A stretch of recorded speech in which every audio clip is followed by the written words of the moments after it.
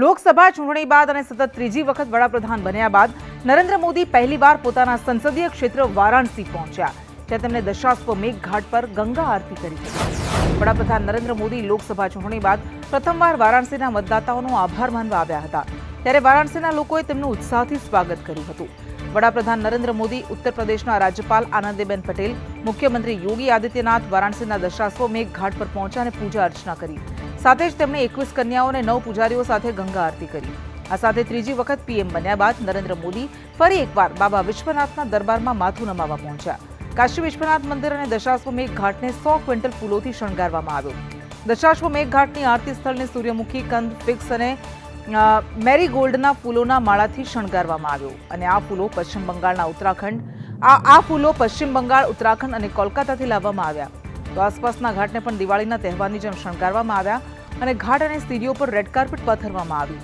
ગંગા આરતી જોવા માટે મોટી સંખ્યામાં લોકો ઉમટી પડ્યા હતા અને પીએમ મોદીને આવકારવા નારા પણ લગાવ્યા।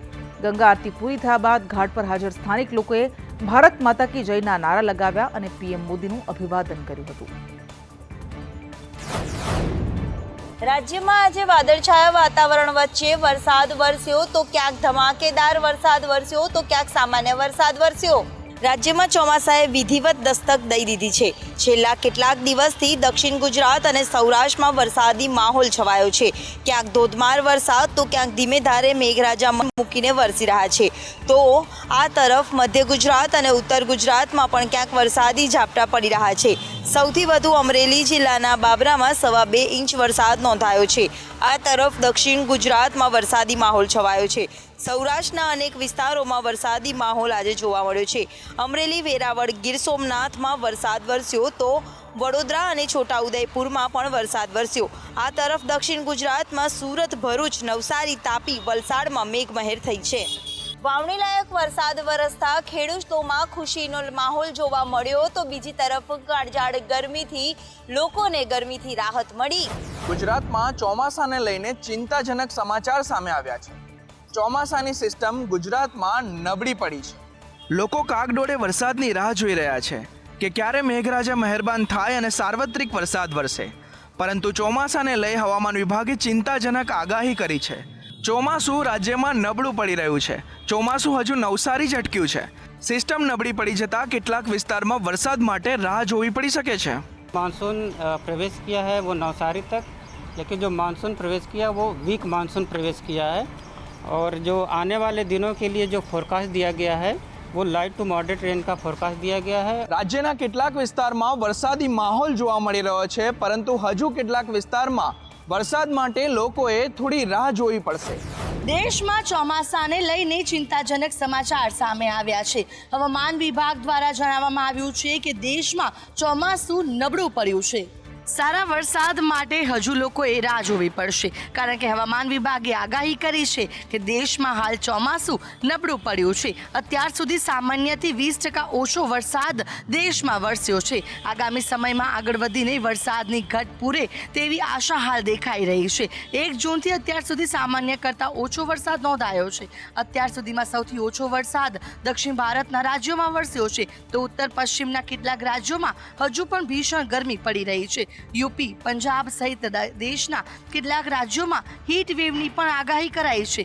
એક તરફ ગરમી તો એક તરફ વરસાદી માહોલ છે। બંને ઋતુનો હાલ લોકો અહેસાસ કરી રહ્યા છે, પરંતુ રાહ જોવાઈ રહી છે કે ક્યારે મેઘરાજા ધમધોકાટ વરસી અને લોકો પર મહેરબાન થાય। ચોમાસું નબળું પડતા કૃષિ પાકોને તેની અસર થાય તેવી પૂરેપૂરી શક્યતાઓ છે। ખાસ કરીને કપાસ, સોયાબીન અને શેરડી જેવા પાકોને તેની અસર થશે। દેશના ખેડૂતો માટે આનંદના સમાચાર। ખેડૂત સન્માન નિધિનો 17મો હપ્તો પ્રધાનમંત્રી નરેન્દ્ર મોદીએ જાહેર કર્યો। ખેડૂતો માટે આજનો દિવસ ખૂબ જ ખાસ છે। દેશમાં સતત ત્રીજી વાર વડાપ્રધાન બન્યા બાદ નરેન્દ્ર મોદી આજે પ્રથમવાર પોતાના સંસદીય ક્ષેત્ર વારાણસી પહોંચ્યા। જીત બાદ પહેલીવાર વારાણસી પહોંચતા તેમનું ભવ્ય સ્વાગત કરવામાં આવ્યું। મોદીની એક ઝલક જોવા વારાણસીના રસ્તા પર લોકોની ભીડ જામી. વારાણસી પહોંચી પીએમ મોદીએ કિસાન સન્માન સંમેલનમાં ભાગ લીધો. આ દરમિયાન 9.26 કરોડ લાભાર્થી ખેડૂતોને સન્માન નિધિના 17મા હપ્તા તરીકે ₹20,000 કરોડથી વધુની રકમ પીએમ મોદીએ રિલીઝ કરી. આ કોન્ફરન્સ દરમિયાન જ પીએમ મોદી સ્વસહાય જૂથોની 30,000થી વધુ મહિલાઓને કૃષિ સખી પ્રમાણપત્ર પણ આપ્યા. વારાણસી મુલાકાત દરમિયાન પીએમ મોદીએ દશાશ્વમેઘ ઘાટ પર ગંગા આરતીમાં ભાગ લીધો. આ સાથે જ કાશી વિશ્વનાથ મંદિરમાં પૂજન અર્ચન કરી શીશ ઝુકાવી ધન્યતા અનુભવી. સ્વામિનારાયણના લંપટ સાધુ વિશે આજે સુરત શહેરમાં ઉગ્ર વિરોધ જોવા મળ્યો હતો.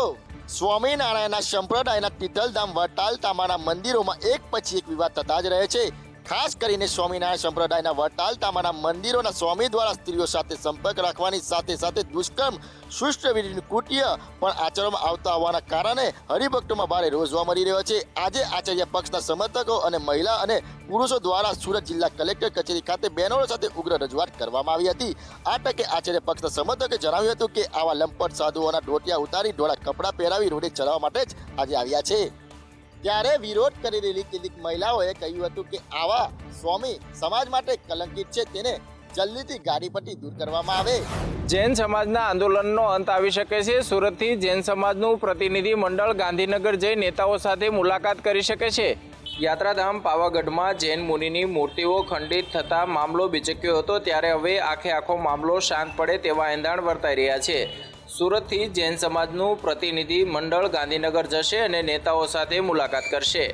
જૈન સમાજના અગ્રણીઓનું કહેવું છે કે સરકાર અને ગૃહ રાજ્યમંત્રીના પ્રયાસો પર અમે વિશ્વાસ મૂક્યો છે. મૂર્તિઓ ખંડિત થવા મુદ્દે મંત્રી ઋષિકેશ પટેલે નિવેદન આપ્યું છે.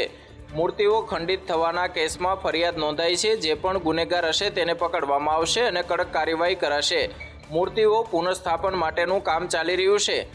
આદરણીય હર્ષભાઈ ગૃહમંત્રીશ્રીએ પણ એફઆઈઆર દાખલ કરાવી છે અને મૂર્તિઓને રિસ્ટોર કરવાનું કામ પણ આપણે ચાલુ કર્યું છે. એટલે સ્વાભાવિક જે પણ કોઈ ગુનેગારો હશે પકડવામાં પણ આવશે અને નિશ્ચિત પણ કરવામાં આવશે.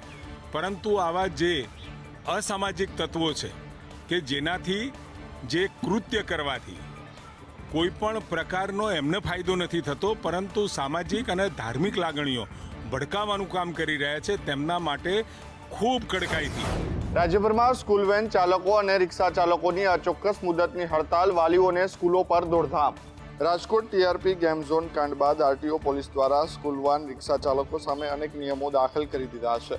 ખાનગી માટે ટેક્સી પાર્સિંગ ફરજિયાત બનાવ્યું છે. સીએનજી ગેસના બાટલા ઉપર બાકડાના ઉપર બાળકોને બેસાડવાની મનાઈ ફરમાવવામાં આવી છે. ડ્રાઈવરને ફિટનેસ સર્ટિફિકેટ સહિતના મુદ્દાઓ સાથે સજ્જન ચેકિંગ જે છે તે 10,000 થી 25,000નો આકરો દંડ ફટકારતા રાજ્યમાં સ્કૂલ ચાલકો અને રિક્ષા ચાલકો હડતાલ પર ઉતરી ગયા છે. આમ તો વર્ધી ચાલુ જ નથી કરી, પરંતુ અમદાવાદ સ્કૂલ વાન રિક્ષા એસોસિએશન મળેલી મિટિંગમાં રાજકોટ, અમદાવાદ, વડોદરા, વલસાડ સહિતના શહેરોમાં આજથી 2 મુદ્દતની હડતાલ શરૂ કરી દેવાઈ છે. આરટીઓમાં કામગીરી ઝડપથી કરવામાં આવે, સ્પીડ વધારી દેવામાં આવે તેમજ પાર્સિંગ માટે સમય જે છે તે વધારે કરવામાં આવે તેવી માંગ જે છે તે ઉઠી છે. સ્કૂલ વર્ધી એસોસિએશનની હડતાલને લઈને શિક્ષણ મંત્રીએ પોતાનું નિવેદન આપ્યું. તેઓએ નિવેદનમાં પોતાના હાથ અદ્ધર કરતા કહ્યું કે આ સમગ્ર મામલો આરટીઓને લગતી બાબત છે. રાજ્યમાં સ્કૂલ વાન ચાલકો નવા નિયમોને લઈને વિરોધ દર્શાવી રહ્યા છે. સ્કૂલ વાન ચાલકોને આરટીઓના નવા નિયમનું પાલન કરવા કડક સૂચના આપવામાં આવી છે. ત્યારે નિયમોમાં થોડી હળવાશ આપવામાં આવે અને સ્કૂલ વાન ચલાવવા તરત જ મંજૂરી આપવામાં આવે તેવી માંગ વાહન ચાલકો કરી રહ્યા છે. પરંતુ આખી વાતમાં શિક્ષણ મંત્રી પ્રફુલ્લ પાનસેરિયા મુદ્દા પરથી હાથ અદ્ધર કરતા જોવા મળ્યા. એ બાબતની એક તો આરટીઓ વિભાગની છે અને વાલીઓ પ્રાઇવેટ જ્યારે આવા વાહનો બાંધતા હોય તો ચોક્કસ પ્રકારે એમની કોઈ સમસ્યા હશે તો એમને પણ એમના રેગ્યુલર કરવા માટે અને લાઇસન્સ મેળવવા માટેની પ્રક્રિયામાં ઝડપી થાય તો અમે પ્રયાસ કરીશું. રાજ્યભરમાંથી વાન ચાલકો અને રિક્ષા ચાલકો હડતાલ પર જવાના કારણે થઈને વિદ્યાર્થીઓને અને તેના વાલીઓને પારાવાર મુશ્કેલીઓ વેઠવાનો વારો આવ્યો છે. એમએસ યુનિવર્સિટીમાં વાલીઓ, વિદ્યાર્થીઓ અને પૂર્વ વિદ્યાર્થીઓએ રોષ વ્યક્ત કર્યો અને કોમર્સમાં તમામ વિદ્યાર્થીઓને એડમિશન આપવા માટે 48 કલાકનું અલ્ટિમેટમ આપ્યું. એમએસ યુનિવર્સિટીની કોમર્સ ફેકલ્ટીમાં પ્રવેશથી વંચિત વિદ્યાર્થીઓ, વાલીઓ, પૂર્વ વિદ્યાર્થીઓ, સેનેટ સભ્યોએ આજે પ્રચંડ આક્રોશ સાથે એમએસ યુનિવર્સિટીના હોસ્ટેલ કેમ્પસથી હેડ ઓફિસ સુધીની એક રેલી કાઢી હતી, જેમાં મોટી સંખ્યામાં લોકો જોડાયા હતા. વીસી હટાવો અને MS યુનિવર્સિટી બચાવના નારા સાથે યુનિવર્સિટી હેડ ઓફિસનું પ્રાંગણ ગાજી ઉઠ્યું હતું. બીજી તરફ શાંતિપૂર્ણ રીતે દેખાવો કરવા માટે આવેલા વિદ્યાર્થીઓને વાલીઓને શાંત પાડવા માટે મોટી સંખ્યામાં પોલીસ કાફલો પણ ખડકી દેવામાં આવ્યો હતો. આંદોલન કરનારનું કહેવું છે કે 48 કલાકનું અલ્ટિમેટમ આપવામાં આવ્યું છે. જો 48 કલાકમાં વડોદરાના તમામ સ્થાનિક વિદ્યાર્થીઓને પ્રવેશ આપવાની જાહેરાત નહીં કરે તો વડોદરામાં ક્યારેય ના થયું હોય તેવું આંદોલનનો સામનો કરવો પડશે. હવે તમામની નજર એના પર છે કે યુનિવર્સિટીના સત્તાધીશો કોના હિતમાં નિર્ણય કરે છે. કપડવંજમાં કોન્ટ્રાક્ટરના આપઘાત કેસના ઘેરા પ્રત્યાઘાત પડ્યા છે. કોન્ટ્રાક્ટરની આ સુસાઇડ નોટમાં અધિકારીઓ પર ગંભીર આક્ષેપ લગાવવામાં આવ્યા છે. મહીસાગરના લુણાવાડાની શ્રીરામ બિલ્ડર્સ નામના એજન્સીના વહીવટદારો દ્વારા કામો કરાવી અને તેના ચૂકવણા કરવામાં ન આવ્યા હતા, જેને કારણે આત્મહત્યા કરનાર કોન્ટ્રાક્ટર આર્થિક સંકળામણમાં આવી જતા તેણે આપઘાત કર્યાનો મામલો પ્રકાશમાં આવ્યો. આ ઘટનાને લઈને ઉગ્ર વિરોધ થતા તેના પ્રત્યાઘાત પડ્યા છે. મૃતક કનુભાઈએ પોતાની સુસાઇડ નોટમાં અધિકારીઓ સામે ગંભીર આરોપ લગાવ્યા હતા. કપડવંજના સબ ડિવિઝન DE કડિયા, SO ગુપ્તા અને શ્રીરામ બિલ્ડર્સ લુણાવાડાના વહીવટદારોએ આત્મહત્યા કરવા માટે મજબૂર કર્યા હોવાનો તેમણે સુસાઇડ નોટમાં ઉલ્લેખ કર્યો હતો. ત્યારે આજે લુણાવાડાના પાટીદાર સમાજે કનુભાઈના બેસણામાં ઠરાવ કર્યો.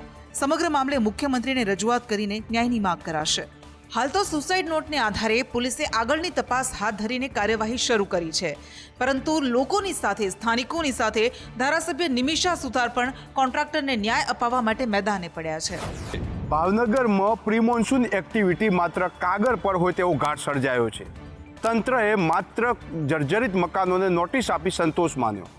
મહાનગરોમાં ચોમાસા પહેલાં જર્જરિત મિલકતો ઉતારી લેવામાં આવતી હોય છે.